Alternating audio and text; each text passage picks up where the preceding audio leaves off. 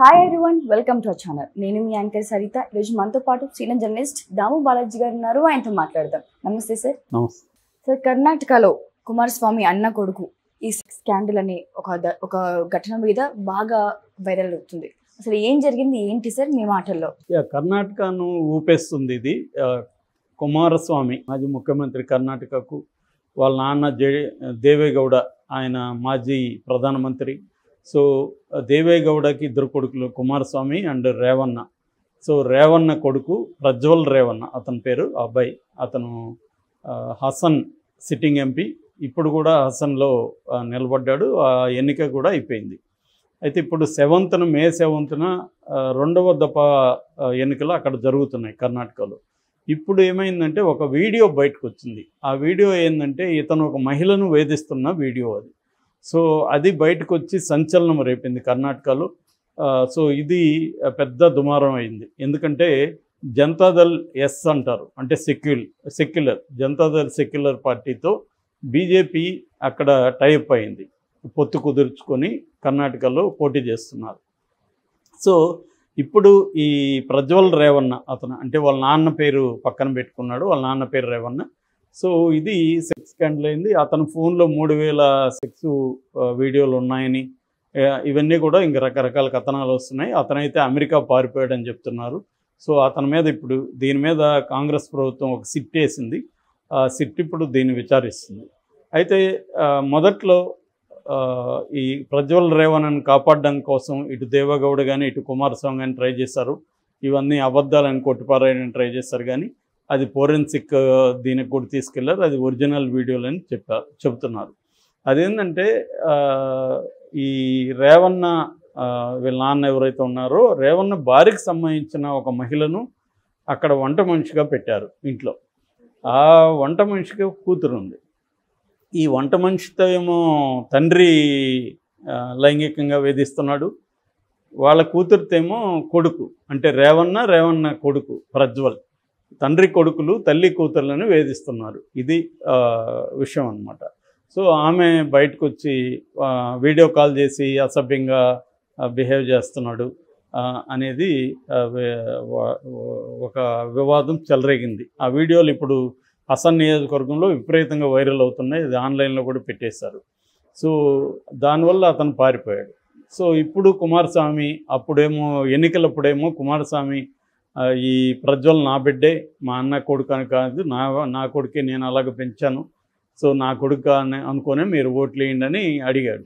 ఇప్పుడేమో అతను నా కొడుకు కాదు, నాకు సంబంధం లేదు, సిట్టు చేస్తుంది అని నాలుగు మడత పెట్టి ఇప్పుడు ఇలాగ మాట్లాడుతున్నాడు అన్నమాట కుమారస్వామి. ఇది పెద్ద దుమారం లేపింది. ఇప్పుడు ఏంటంటే బీజేపీ జనతాదళ్ కూటమి పైనే ఈ ప్రభావం పడే అవకాశం ఉంది. దాన్ని దాని నుంచి బయటపడాలో అర్థం కాకుండా తల్లబట్టుకుంటున్నారు. మామూలుగానే బీజేపీ మీద విమర్శ ఏమంటే మోడీ అనేక సార్లు భ్రష్టాచార పరివార పాలిటిక్స్ అని గురించి మాట్లాడుతున్నాడు, కుటుంబ రాజకీయాల గురించి. అటు సోనియా గాంధీ కావచ్చు, ఇక్కడికి వచ్చేసరికి కేసీఆర్ కుటుంబ పాలన, వీటి మీద మాట్లాడతాడు. కానీ దేవేగౌడదంతా కుటుంబ పాలనే. వాళ్ళ ఇంట్లో నుంచే 4 పోటీ చేశారు ఈసారి కూడా. దాని గురించి ఏమో మాట్లాడలేదు, వాళ్ళతో పొత్తు పెట్టుకున్నాడు. ఇక్కడ చంద్రబాబు కుటుంబ పాలన కాదా? చంద్రబాబు ఇంట్లో పోటీ చేయట్లేదా? చంద్రబాబు చేస్తున్నాడు, లోకేష్ చేస్తున్నాడు, బాలకృష్ణ చేస్తున్నాడు, పురంధరేశ్వర్ చేస్తుంది, వీళ్ళందరూ కుటుంబమే కదా. కానీ అక్కడేం మాట్లాడరు. ఇది బీజేపీ యొక్క డబుల్ స్టాండర్డ్స్ అనేది మాట్లాడుతున్నారు ఆల్రెడీ. ఇప్పుడేమో దానికి తోడు ఈ స్కాండల్ బయటకు వచ్చింది. అయితే ఒకసారి వచ్చినాక ఇంకా రకరకాలు వస్తాయి. అతని 3000 వీడియోలు ఇవన్నీ నాకు తెలిసి బుల్షిట్. ఎందుకంటే ఆన్లైన్లో ఇలా కొడితే ఓపెన్ అవుతాయి. ఇవాళ సేవ్ చేసుకోవాల్సిన అవసరం ఉంది 3000. ఎందుకంటే ఇప్పుడు హైఫై నెట్ వచ్చింది. ఎవడు కూడా గతంలో హార్డ్ డిస్కుల్లోనూ అంతకుముందు సీడీల్లో సేవ్ చేసుకొని పెట్టుకునేవాళ్ళు. ఇప్పుడు ఎవడికి ఆ సీడీలో ఏ సీడీలో ఏముందో ఎతుక్కునే లోపల ఆన్లైన్లో చూసుకోవచ్చు. కాబట్టి ఆన్లైన్లో కొన్ని వందల పోర్న్ సైట్లు అవైలబుల్గా ఉన్నాయి ప్రపంచవ్యాప్తంగా. అందువల్ల ఇవాళ ఇప్పుడు ఫోన్లో వీడియోలు సేవ్ చేసుకుంటాడు అనుకోలే. రెండోది, అది పెద్ద ఫరక్ లేదు, సేవ్ చేసుకున్నా ఆన్లైన్లో ఉన్నా నీకు అందుబాటులో అయితే ఉంటాయి కదా ఇవాళ. అది ఆపే పరిస్థితి లేనప్పుడు సేవ్ చేసుకుంటే ఏంటి, చేసుకోకపోతే ఏంటి, అది కాదు ఇక్కడ చర్చ. ఇక్కడ చర్చ ప్రధానంగా ఏంటంటే ఆ మహిళల్ని ఇతను వేధించాడా లేదనేది ఇంపార్టెంట్. కానీ ఎట్లా టర్న్ తీసుకుంటుందంటే ఇతని క్యారెక్టర్ని ఇంకొంత అసాసినేషన్ చేయడానికి కాంగ్రెస్ వాళ్ళు అతని దీంట్లో 3000 వీడియోలు ఉన్నాయంట అనే దాన్ని వాళ్ళు ప్రచారం చేస్తున్నారు. అంటే ఇతను ఒక సెక్సువల్ పిచ్చున్న వ్యక్తి, ఇతను ఏ మహిళనైనా వేధిస్తాడు అన్న ఒక నెరేటివ్ని తీసుకెళ్తున్నారు. కానీ ఇక్కడ మనకు క్లియర్గా ఏంటంటే ఆ పని మనిషిగా చేరిన తల్లి కూతుర్లను తండ్రి ఏమో తల్లిని వేధిస్తున్నాడు, కూతుర్నేమో కొడుకు వేధిస్తున్నాడు అనేది ఆరోపణ. మరి ఈ ఆరోపణని ఎదుర్కోవడానికి ప్రజ్వల్ రేవణ్ణ అమెరికాకు వెళ్లకుండా ఇక్కడే ఉండి ఎదుర్కొని ఉంటే దాని ఇంపాక్ట్ వేరేగా ఉండేది. అతను ఓపెన్గా మీడియాతో మాట్లాడుతూ ఈ ఆరోపణలలో అబద్ధం ఉంది, నేను ఫేస్ చేస్తాను అని కానీ ధైర్యంగా నిలబడి ఉంటే అది బాగుండేది. కానీ అతను పారిపోయాడు అంటేనే అతనే తప్పు చేయకపోతే ఎందుకు పారిపోయాడు అనేది కాంగ్రెస్ వాళ్ళు అంటున్నారు. ఇప్పుడైనా కుమారస్వామి ఏం మాట్లాడాలి, నేను మా వాడిని వచ్చి సరెండర్ అవ్వమంటాను, చట్టాన్ని మేము గౌరవిస్తాము అనేది కదా మాట్లాడాలి. అది మాట్లాడకుండా అతనికి నాకు సంబంధం లేదు, చట్టం తన పని తను చేసుకెళ్తుంది, చట్టం ఎప్పుడు తన పని తను చేయదు, మనమే చేయాలి. ఇదేంటంటే ఎస్కేప్ అవడానికి వాడే మాటలు, చట్టం తన పని తను చేసుకెళ్తుందని అందరూ వాడుతుంటారు. అంటే అర్థం ఏంటంటే మేము ఇన్వాల్వ్ కాదలుచుకోలేదని. సో ఆయన ఇప్పటికైనా అతన్ని పిలిపించి సరెండర్ అవ్వమని చెప్తే కొంతవరకు ఫేస్ సేవింగ్ జరుగుతుంది. బీజేపీ కూడా ఆ మేరకు ఒత్తిడి పెడుతున్నట్టుగా తెలుస్తుంది. ఇదేమైనా ఒక పెద్ద సంచలనంగా అయింది ఎన్నికల టైంలో కాబట్టి. మామూలుగా అయితే ఇది అవ్వదు, లేదా మామూలు స్త్రీలను ఇలాగ వేధించడం అనేది రోజుకి 100 జరుగుతుంటాయి.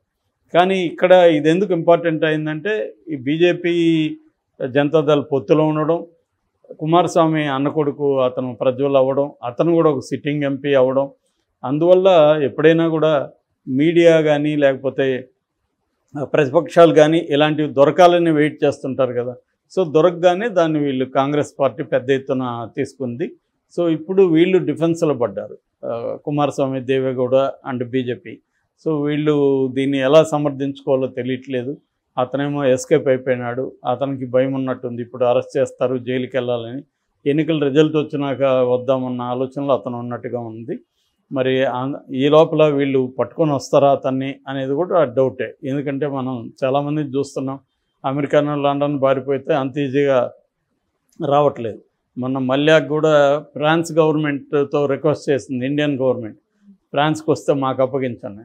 ఆడ బ్రహ్మాండంగా లండన్లో ఉన్నాడు, అతను మీడియాతో మాట్లాడుతున్నాడు, అతన్ని అక్కడి నుంచి పట్టుకొని వచ్చే పరిస్థితి లేదు. సో అందుకని ఇతను కూడా పారిపోయాడు. ఇప్పుడు ఇక్కడ కూడా ఫోన్ ట్యాపింగ్ కేసులో ప్రభాకర్ రావు అమెరికాలో ఉన్నాడు, ఫోన్లో కూడా మాట్లాడాడు, అతన్ని ఇప్పటివరకు తీసుకురాలేదు వీళ్ళు. సో ఇదంతా ఏమవుతుందంటే అనేక ప్రాసెస్లు ఉంటాయి. అక్కడ అమెరికాలో పర్మిషన్ తీసుకోవాలి, అక్కడ ఎక్స్ట్రాడిషన్ ట్రీటీని బట్టి తీసుకురావాలి. అంటే పరస్పరం నిందితుల్ని ఇచ్చిపుచ్చుకునేదాన్ని ఎక్స్ట్రాడిషన్ ట్రీటీ అంటారు అన్నమాట. సో ఆ ఒప్పందాన్ని బట్టి కొన్ని దేశాల్లో ఆ ఒప్పందం కొన్ని దేశాలతో ఉంది మనకి, కొన్ని దేశాలతో లేదు. సో వీళ్ళు కూడా ఏం చేస్తారంటే ఏ దేశంతో లేదో ఆ దేశానికి ఎస్కేప్ అవుతుంటారు అన్నమాట క్రిమినల్స్. ఎందుకంటే ఆ దేశంతో లేదు కాబట్టి అక్కడ సేఫ్గా ఉంటుంది. అట్లా ఇంగ్లాండ్ ప్రపంచవ్యాప్తంగా ఉన్న చాలామందికి అది సేఫ్ హెవెన్ అనమాట. అది లేదంటే రష్యాకో వెళ్ళిపోతుంటారు. కాకపోతే ఇప్పుడు మనకి రష్యాకి స్నేహ సంబంధాలు ఉంది కాబట్టి రష్యా మనకు అప్పగిస్తుంది. అట్లా కాకుండా మనకి వేరే కంట్రీకి లేదనుకోండి, ఫర్ ఎగ్జాంపుల్ మాల్దీవ్స్కి వెళ్ళొచ్చు, లేదా ఖతార్కి వెళ్ళొచ్చు, ఓమెన్కి వెళ్ళొచ్చు, ఇట్లాంటి దేశాలు సేఫ్ అనమాట. సో అలా పారిపోతుంటారు. ఇప్పుడు ఈయన ప్రజ్వల్ మరి వస్తాడా లేకపోతే పట్టుకొస్తారా, ఇవన్నీ కూడా మనం వెయిట్ చేసి చూడాలి.